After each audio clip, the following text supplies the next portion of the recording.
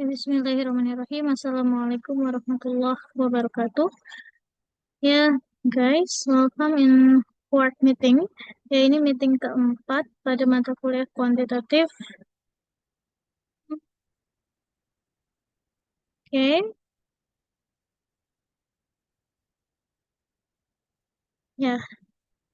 In this meeting, kita akan membahas tentang experimental design. Ya, kalau kemarin kita sudah bahas tentang um, quantitative research design. Nah, itu kan ada eksperimen, ada correlation, survei, deskriptif, komparatif, ya. Nah, now we will talk about experimental design. Nah, dalam eksperimen ini, the test under controlled condition to test a hypothesis. Ya, jadi dalam eksperimen kondisinya ini bisa bisa apa harus dalam apa harus dalam kontrol kita sebagai peneliti gitu. Jadi nanti partisipannya sudah kita tentukan, kemudian ruangannya, konsep belajarnya seperti apa, alat ukurnya bagaimana dan lain sebagainya. Nah, ini sudah under control gitu ya.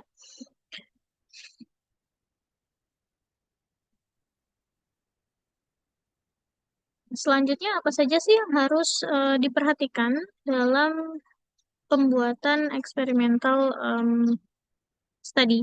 Yang pertama ada partisipan. Partisipan ini harus kita apa pikirkan, harus kita tentukan sebelum kita melakukan penelitian eksperimen. And then material or instrument. Instrumen ini alat ukur ya. Alat ukurnya juga harus harus sudah kita siapkan begitu.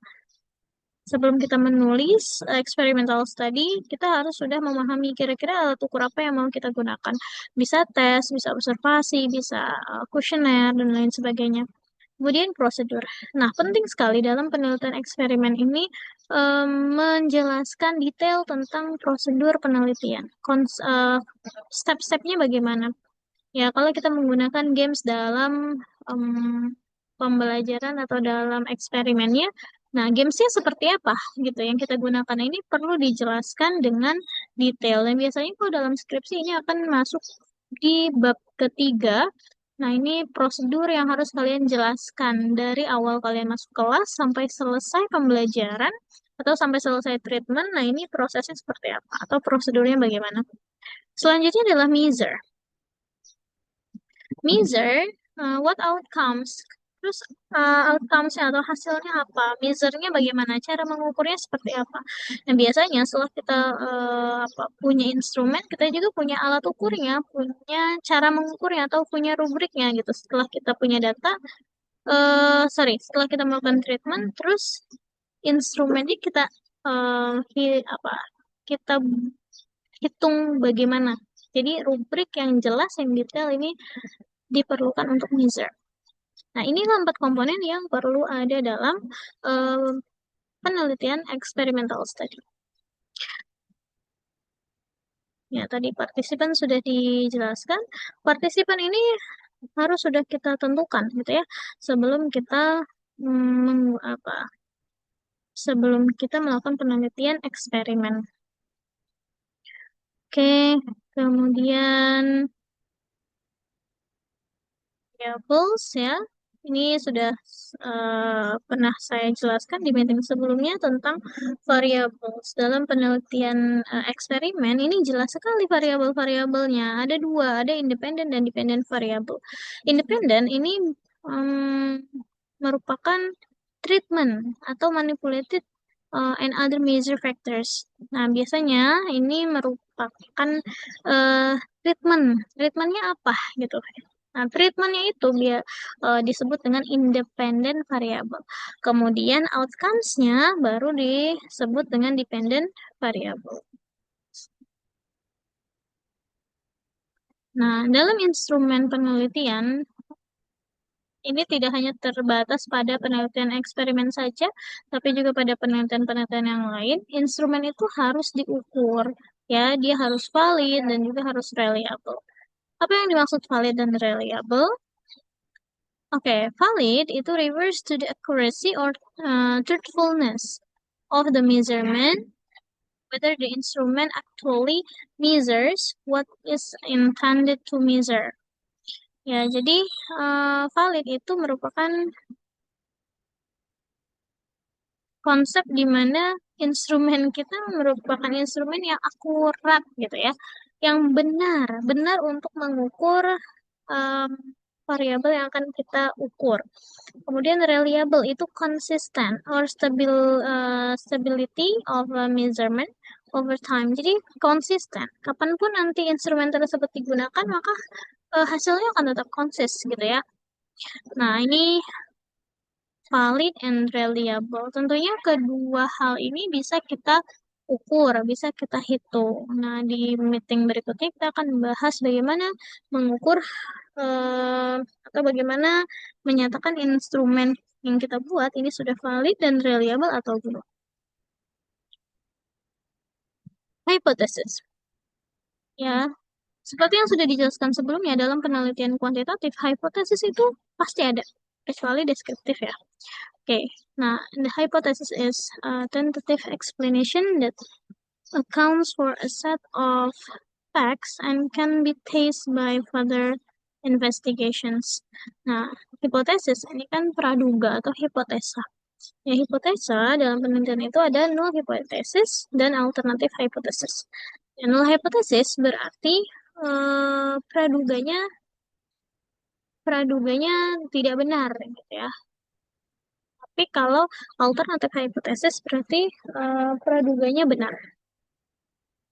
Tuh. Dalam penelitian, tentu saja kita harus menyertakan null hypothesis dan juga alternatif hypothesis.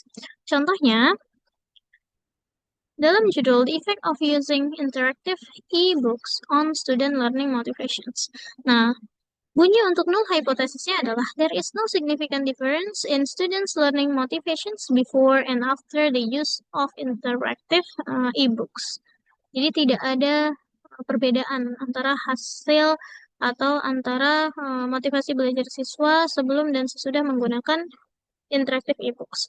Sedangkan alternative hypothesis itu there is a significant increase in students learning motivations after the use of interactive e-books. Jadi ada nih perubahan, ada peningkatan setelah penggunaan interactive e-books. Nah, ini artinya hipotesis kita alternatif hipotesisnya berarti diterima gitu ya. Jika memang nanti setelah melakukan penelitian, setelah kita mendapatkan data dan menghitung data tersebut, oh ternyata memang interaktif e-books ini sangat mempengaruhi motivasi siswa. Nah, ini berarti hak alternatifnya diterima.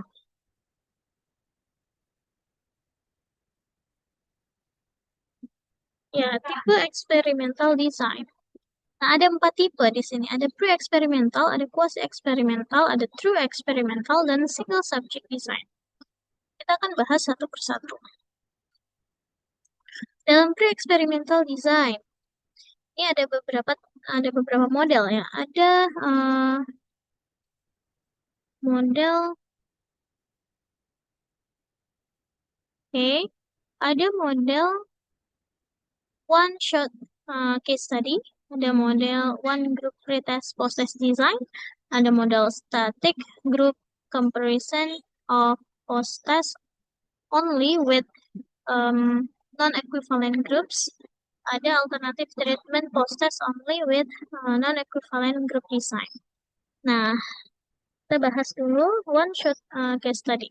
In one shot case study berarti kita melakukan dalam satu kelompok partisipan, kita akan treatment lanjut pada post-test, gitu ya. Treatment kemudian tes. Oke, nah jadi konsep menelitinya seperti itu. Langsung kita melakukan treatment dan tes. Nah, tapi kalau one group retest and post-test design, nah ini dalam satu kelompok partisipan, kita lakukan pretest dulu, kemudian treatment, selanjutnya post-test. Oke, ini akan berbeda lagi dengan static group comparison or post-test only. Nah, kalau di sini, kita bagi partisipan kita menjadi dua kelompok. Nah, kelompok A kita lihat di sini ada treatment dulu, kemudian tes. Nah, yang kelompok B ini langsung tes. Kita akan membandingkan hasil tes dari kelompok A dan kelompok B. Kalau kelompok A lebih besar, maka ada pengaruh dari X, dari treatmentnya.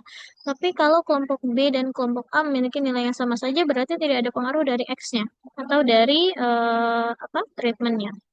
Kemudian alternatif treatment post-test only with non-equivalent group design. Nah, di sini agak berbeda lagi.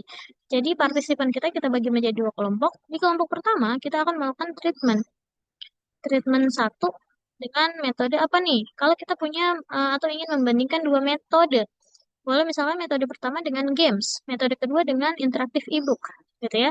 Jadi grup pertama kita akan lakukan treatment dengan games, kemudian tes. Grup kedua kita akan mengajar menggunakan interaktif ebook, kemudian tes. Nah, hasilnya ini akan kita bisa membandingkan antara hasil dari penggunaan games dan penggunaan ebooks. Nah, selanjutnya bagaimana dengan kuasi eksperimental design? Ya, ini ada tiga model. Ada non-equivalent atau pretest and post-test control group design. Ada single group interrupted time series design. Dan yang terakhir ada control group interrupted time series design. Nah, yang pertama non-equivalent. Non-equivalent control group design. Ini kita bagi dua kelompok dari partisipan kita. Yang pertama kita lakukan tes dulu atau pretest, kemudian treatment, setelah itu post-test. Nah, untuk kelompok berikutnya, kelompok B, kita lakukan pretest tanpa adanya treatment, langsung post-test. Seperti itu.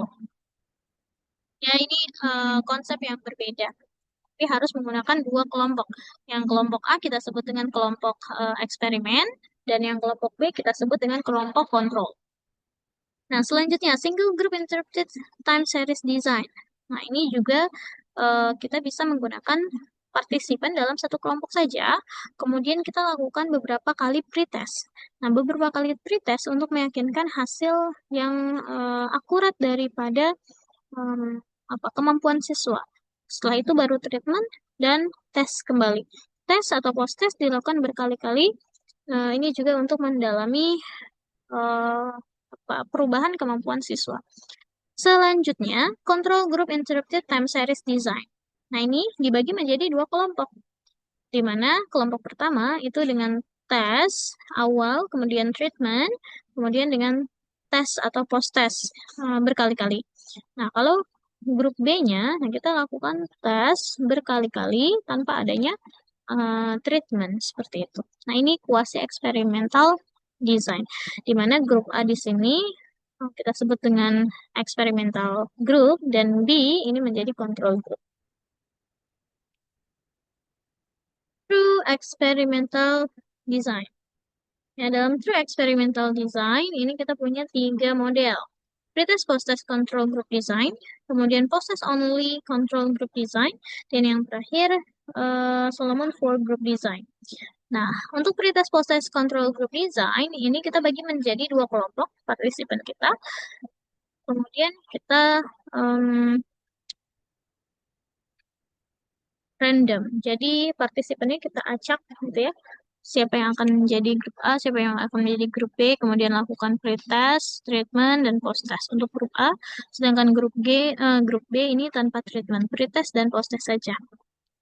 Oke, kemudian pretest only control group design. Yang sama ya, dibagi dua kelompok, kemudian partisipannya ini random, ya, tapi ini tanpa pretest. Grup A-nya kita langsung treatment dan tes. Grup B-nya tanpa treatment langsung ke tes. Dan yang terakhir adalah Solomon for Group Design. Ya, dalam Solomon Group Design ini cocok untuk partisipan yang cukup banyak. Nah, kita bisa buat menjadi 4 kelompok A, B, C, D seperti ini. Dan treatmentnya hanya ada pada grup A dan grup C saja. Grup A ini dengan ada pretest, treatment, dan post-test. Grup B hanya pretest dan post-test. Grup C hanya treatment dengan tes. Kemudian grup D hanya tesnya saja. Nah, nanti kita akan melihat hasil daripada keempat kelompok tersebut. Nah, ini namanya Solomon for Group Design. Nah, yang terakhir ini adalah single subject design. Nah, this design involves multiple observations. Biasanya ini dilakukan untuk penelitian kuantitatif yang sifatnya observasi, gitu ya. Jadi dia ada baseline A, treatment B, baseline A. Nah, jadi baseline A yang pertama ini like a pretest, tapi berkali-kali. Kemudian treatmentnya juga berkali-kali. Dan dilanjut lagi dengan tes setelah treatment, ini juga dilakukan berkali-kali. Nah, ini dilakukan sebagai Pak, sebagai baseline behavior. in, is assessed and treatment provided, and then the treatment is withdrawn. Ya, jadi bagaimana kita bisa melihat peningkatan dari hasil observasi ya, kita harus melakukan tesnya berkali-kali, post-tesnya berkali-kali, juga treatmentnya berkali-kali seperti itu.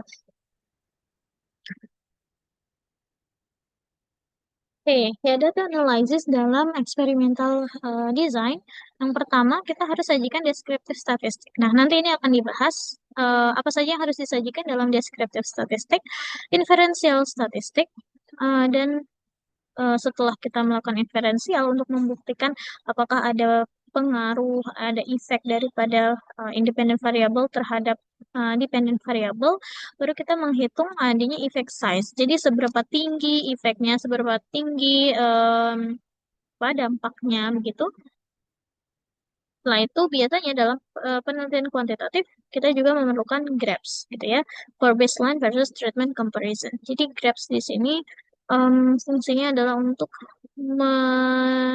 menjelaskan, mendeskripsikan sebuah data dengan image yang detail gitu ya, sehingga mudah bagi reader untuk membaca data yang kita sajikan.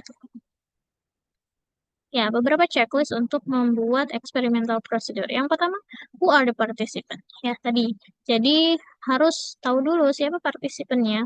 Kemudian, what is treatment and dependent variable? Treatmentnya yang mau digunakan apa? Kemudian, dependent variable-nya apa? Experimental design, what experimental design is used? Pakai yang mana nih? Pakai pre-experimental, quasi-experimental, true experiment, atau yang terakhir? Kemudian instrumen, what instrument are used and how valid reliable are they? Ya, pastikan kita juga sudah menghitung dulu nih instrumennya valid atau reliable atau tidak gitu ya. Karena dalam penelitian kuantitatif, apalagi experimental study, validitas daripada instrumen itu sangat-sangat diperlukan. Oke, jadi ini penting dilakukan sebelum melakukan penelitian. What threat to validity access, and how will they minimize? Ini beberapa hal yang perlu kita perhatikan dalam sebelum melakukan penelitian eksperimental. Nah, these are the steps. Oke, ini langkah-langkah yang harus kita perhatikan dalam penulisan uh, experimental study. Okay, I think that's all for this meeting. Guys, I hope you can understand well about my explanations. Yeah. Thank you for your attention. Assalamualaikum warahmatullahi wabarakatuh.